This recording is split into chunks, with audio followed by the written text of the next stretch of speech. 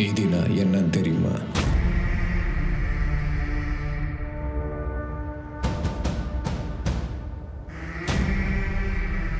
செஞ்ச தப்புக்கு தண்டனை வாங்கி தர்றதா,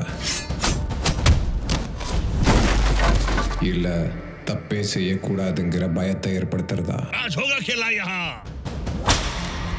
எதுவா இருந்தாலும் பாதிக்கப்பட்டவங்க பக்கம் நிக்கிறது தான் நீதி. அந்த நீதி கிடைக்கிறதுக்காக சில குற்றங்கள் செய்ய வேண்டி இருக்கும். அந்த குற்றங்களுக்கு தண்டனை கூட கிடைக்கலாம். அதன் முடிவு மரணமா கூட இருக்கலாம்.